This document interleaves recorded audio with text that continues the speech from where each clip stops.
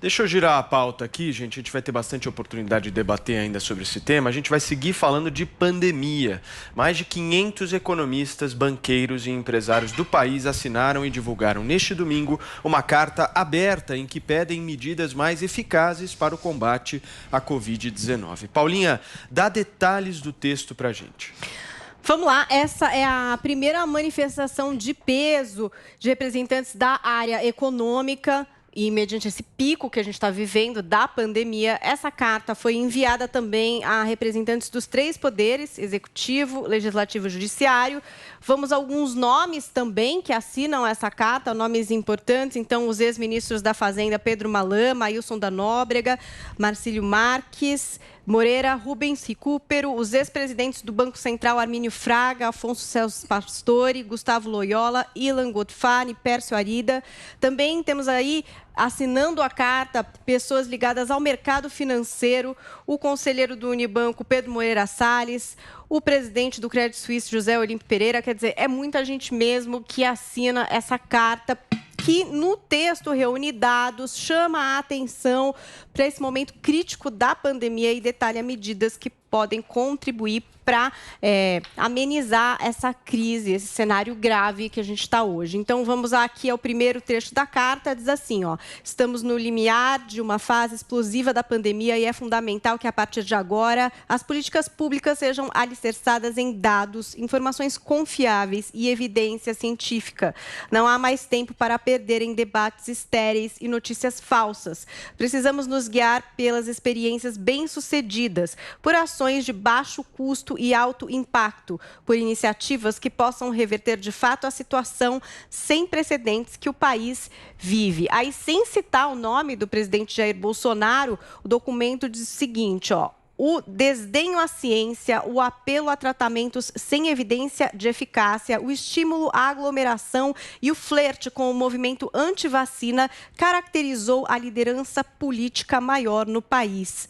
Sobre a situação econômica e social trazida pelo agravamento da pandemia, a carta diz assim, essa recessão não será superada enquanto a pandemia não for controlada por uma atuação competente do governo federal.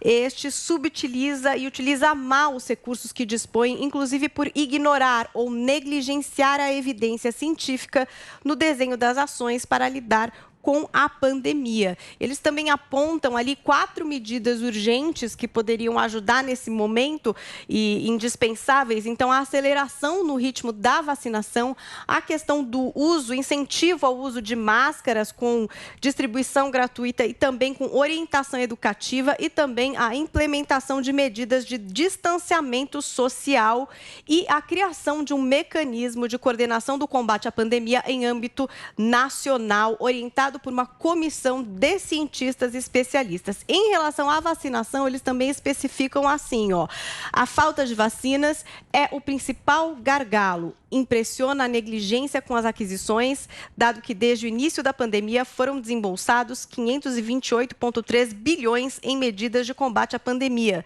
A insuficiente oferta de vacinas no país não se deve ao seu elevado custo, nem à falta de recursos orçamentários, mas à falta de prioridade atribuída à vacinação.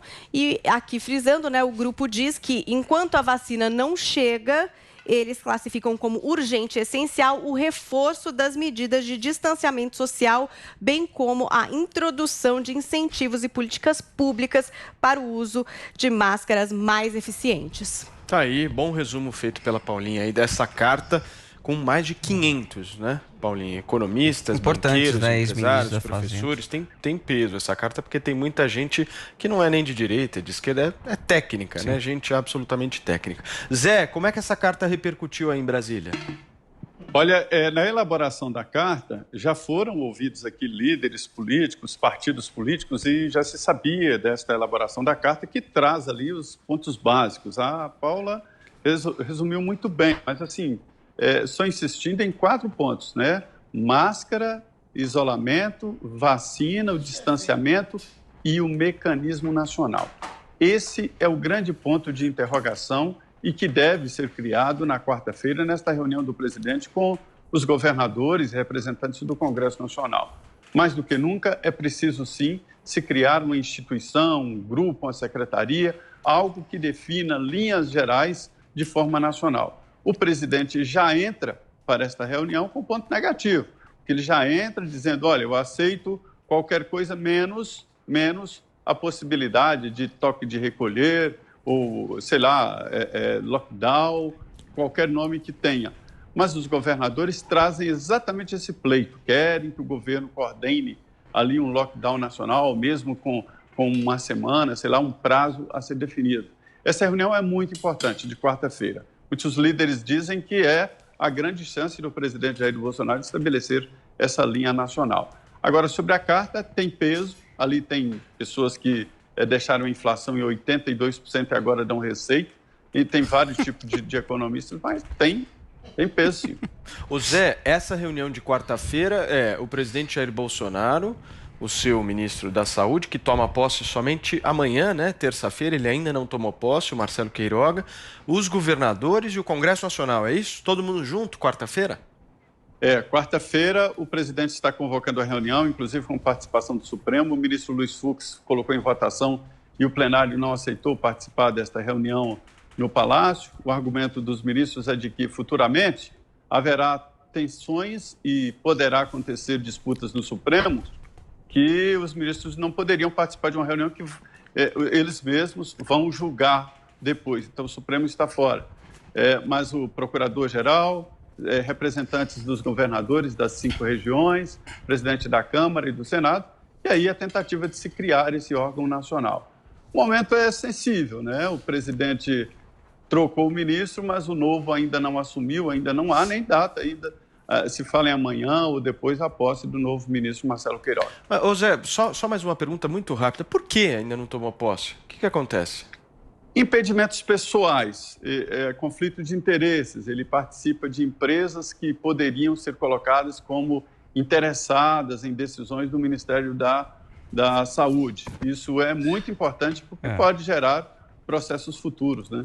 Perfeito. Vini. E complicado também, né? Porque o momento pede urgência, né? Exato. Pede que o ministro já tivesse atuando. Agora, uma outra discussão importante, Paulo, também é sobre essa utilização das máscaras, porque alguns especialistas já estão dizendo que a máscara de pano já não protege tanto para essa nova variante, né? Que inclusive dispararam já as buscas pela máscara PFF2 e também a N95, né? E os especialistas recomendando que as pessoas utilizem até duas máscaras, usem 2 máscaras de proteção. Perfeito. Eu acho que essa reunião de quarta-feira é importante, hein? Acho que na quinta nós vamos noticiar, talvez... Eu acho que o Bolsonaro não vai largar o discurso. Eu acho que vai, hein? É muita pressão numa reunião só, hein, Adrilis? O que você acha?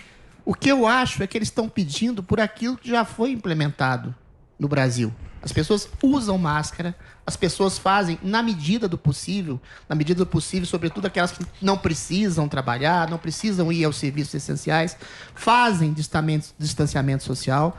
As pessoas, eventualmente, a imensa maioria responsável, não se aglomeram, não vão a festas. As pessoas, o governo especificamente, tem feito uma política razoável de vacinação, praticamente vacinação em massa. Existe uma escassez no mundo e o Brasil é o 5º maior em vacinação. Ontem mesmo adquiriu milhões da Covax, não é? Ou seja, existe uma projeção de mais milhões, de duplicação de vacinas nas próximas semanas, de triplicação em abril. Tudo que essa carta pede já está sendo feito, inclusive a medida sanitária extremamente contestável do lockdown. Metade dos estados estão praticamente em lockdown. São Paulo está em lockdown, Rio Grande do Sul está em lockdown, o Distrito Federal está em lockdown, Rio de Janeiro está com medidas severíssimas de isolamento social. A questão é, existe uma cepa mais transmissível e mais mortal e mais letal. Isso não é culpa exatamente de ninguém. Existe, sim, uma certa irresponsabilidade na postura do presidente, que não ataca e que não coloca medidas de distanciamento, que não propõe, mas essas medidas estão sendo feitas não só pela população, como exageradamente por alguns governantes que trancam populações com lockdowns que não, volto a repetir, necessariamente funciona porque tem periferias e tem transportes públicos apinhados de gente, e não dá para culpar nem os transportes, as pessoas que vão trabalhar nos transportes, nem as periferias das pessoas que empreendem, eventualmente, num dia para comer no outro. Ou seja, tudo que eles estão pedindo está sendo feito. Parece uma criança mimada que quer um desejo e satisfeito o seu desejo, e aqui eu falo do lockdown, como a mágica do seu desejo não surte o efeito necessário, ela continua fazendo birra. Agora, Adriles, é importante lembrar que alguns especialistas alertam que essa cepa ela foi originada aqui no Brasil justamente pelo relaxamento.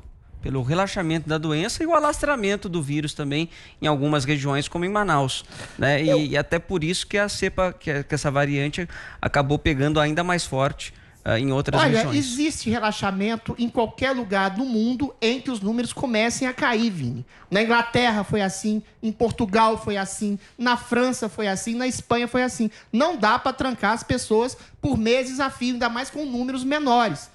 Eventualmente, isso não é culpa exatamente de ninguém, mas esses mesmos especialistas, Vini, por exemplo, a questão do tratamento preventivo. Há uma série de variantes recomendadas por inúmeros médicos, mas isso não chega sequer a ser debatido ou colocado pela grande mídia. Há um novo remédio que seria usado no tratamento de câncer de próstata, a ivermectina, a azitromicina, a anticoagulantes, a corticoides. Tudo isso poderia, em alguma medida, desafogar o número de internações, e algumas cidades, sobretudo do interior de Minas, fazem isso. Mas isso sequer nem é colocado. Ou seja, existe um tipo de especialista que é ouvido pela mídia que corrobora a narrativa exclusiva do lockdown. Ah, esses tratamentos não têm comprovação científica comprovadíssima. O lockdown tem? Tá tendo? Tem 2 semanas em São Paulo que a gente tá trancado. Qual é o resultado efetivo até agora? Na frente, né, que a gente vai ver, né? Vamos pensar o seguinte, às vezes a gente vê, meu querido Joel Pinheiro da Fonseca, às vezes a gente abre o noticiário e só vê coisa ruim, né? Notícia ruim, sim. Notícia ruim, notícia ruim, as pessoas se abalam emocionalmente, inclusive, com isso. Claro. Mas... Todavia, porém, aqui no Morning Show, a gente também busca todos os dias olhar o lado positivo da história. Por isso que nossa hashtag é pensamento positivo. Exatamente. Por isso que a nossa hashtag, como o Vini bem disse, e para você participar, é pensamento positivo. Mas eu queria fazer uma análise aqui com vocês e vou passar a palavra para o nosso Joel Pinheiro da Fonseca. Dia 12 de janeiro, os Estados Unidos tiveram o seu pico de mortes com 4.500 vidas perdidas. 63 dias depois... esse pico caiu de 4.500 vidas para 831. O que aconteceu nesses 63 dias? Vacina. 110 milhões de doses os Estados Unidos conseguiram aplicar na sua população. Ou seja, está acabando o caos.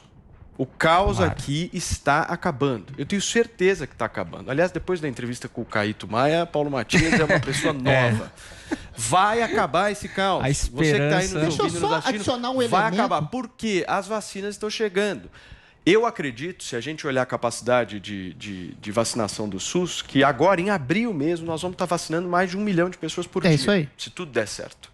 Ou seja, com vacina... o negócio vai acabar. Vamos persistir. O que a gente não pode agora é afrouxar. Falta pouco. Está acabando o negócio. Essa é uma mensagem positiva que eu queria passar. Gostou, Paulinha? Gostei. Preciso de esperança. Mas é que os especialistas também alertam, Paulo, que é justamente nesse período de vacinação é que as pessoas precisam tomar ainda mais cuidado, tomar o distanciamento social, a utilização das máscaras para que essa... Se elas estivessem tomando, Adriles, a gente viu uma cena agora. Relatando manifestação aí na rua. A gente viu a cena agora da manifestação em Brasília, todo mundo sem máscara. Olha o transporte público. Mas, Adriles, se não estivessem... Mas a questão é essa, transporte público, você é obrigado a aglomerar. Como é que você vai fazer? Você acha que a alguém ia faltar mesmo assim? E deixar de trabalhar? Como é que você vai deixar de ter o seu remédio, a sua medicina, o seu mercado, a sua comida? Tem certos trabalhos essenciais que são necessariamente necessários. Queridos, os essenciais, sim, né? Deixa eu ouvir o nosso Joel Pinheiro da Fonseca. Por favor, Joel, traz aí seu comentário, traz uma informação otimista pra gente. Se der. Se der, óbvio. A coisa boa, a gente tem que ser realista, mas a gente tem um bom motivo para ter uma esperança. E realmente a quantidade de vacinação deve aumentar bastante em abril. E, portanto, a gente vai pegar tração na vacinação e vamos finalmente estar numa rota para vencer o coronavírus. Agora, até chegar lá, a gente está no momento de tensão máxima. A gente está no momento em que as mortes estão chegando a novos picos a cada dia que passa. A média de 7 dias aí parece que só aumenta. Então a gente está justamente no momento mais delicado, no momento em que a gente precisa fazer o esforço máximo novamente para que não deixar que isso piore ainda mais, para que a gente não perca milhares de vidas à toa, sendo que já está aí.